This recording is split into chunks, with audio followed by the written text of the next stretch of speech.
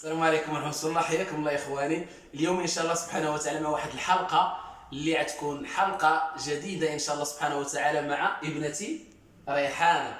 وهذه الحلقة إن شاء الله غتكون اليوم غتقرا لنا ريحانة سورة الانفطار مع تفسيرها إن شاء الله سبحانه وتعالى، اللي غتكون هذه الحلقة ممتعة للإخوان المتابعين وكذلك أولادهم وبناتهم إن شاء الله سبحانه وتعالى. وستكون هذه الحلقة عبارة عن سلسلة تأتي تباعا إن شاء الله سبحانه وتعالى لحلقات أخرى. فلتتفضل ريحانة إن شاء الله، قرأ لنا سورة الانفطار. بسم الله الرحمن الرحيم. إذا السماء انفطرت وإذا الكواكب انتطرت وإذا البحار فجرت وإذا القبور بعثرت علمت نفس ما قدمت وأخرت. يا أيها الإنسان ما غرك بربك الكريم الذي خلقك فسواك فعدلك في أي صورة ما شاء ركبك.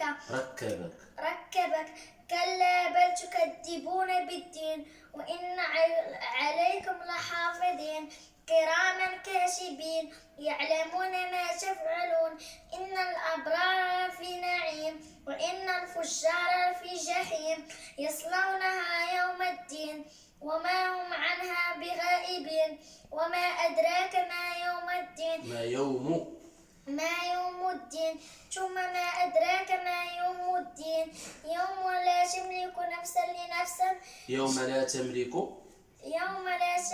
نفس لنفس شيئا والأمر لله. والأمر يومئذ لله. واخا شنو يعني التفسير ديال هذه السورة هذه؟ إذا السماء انشقت لا، إذا السماء انفطرت. إذا السماء انفطرت هي غتنشق كلها.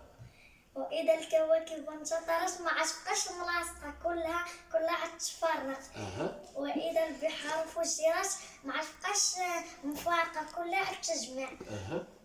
علمت نفس ما لا، وإذا القبور بعثرت. كلشي غينوض من القبور، يعني غنبعثوا. إذا زلزلت الأرض زلزالها وأخرجت الأرض أثقالها. زيد. وإذا القبور بعثرت علمت نفس ما قدمت وأخرت. يا أيها الإنسان ما غرك لا بلاتي، هنا علمت نفس ما قدمت وأخرت. هنا الإنسان غيتذكر شنو قدم بين يدي الله سبحانه وتعالى. زيد. يا أيها الإنسان ما غرك بربك الكريم الذي خلقك فسواك فعدلك في أي صورة ما شاء ركبك. هي أحسن خلقك.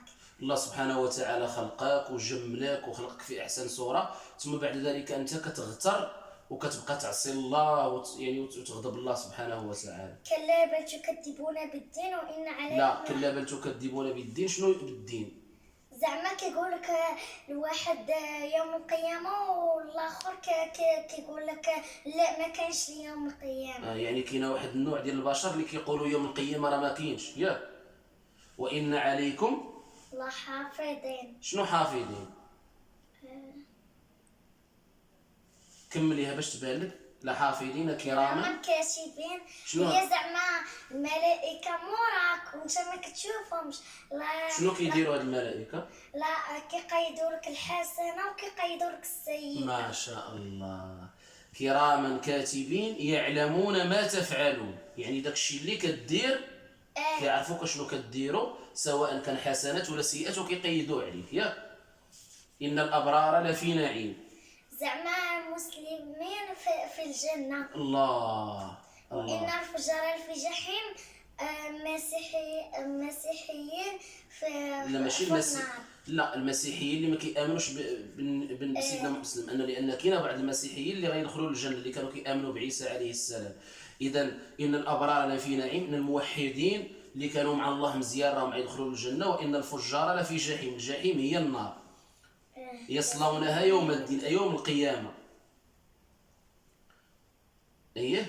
وما هم عنها بغائبين. وما أدراك ما يوم الدين. هي يوم القيامة. هي يوم القيامة. جميل. ثم ما أدرك ما يوم الدين. يوم لا تملك نفس لنفس نفس شيئا، نعم. يعني غدا يوم القيامة لا تملك نفس لنفس لنفس يعني شيئا. واحد ما غينفع واحد إلا اللي عنده الإيمان، يعني الإيمان بالله سبحانه وتعالى ومدير شي عمل زوين مع الله عز وجل.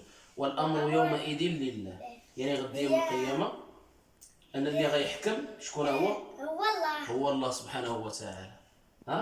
يعني نكتفي بهذا القدر. خصك تراجعي مزيان هاد النوبه باش تفسري للمشاهدين والاطفال والبنيات صحاباتك، تفسري لهم تفسير يكون ياك جميل. اذا نكتفي بهذا القدر، والى تفسير سوره اخرى ان شاء الله سبحانه وتعالى، والى حلقه قادمه، والسلام عليكم ورحمه الله وبركاته.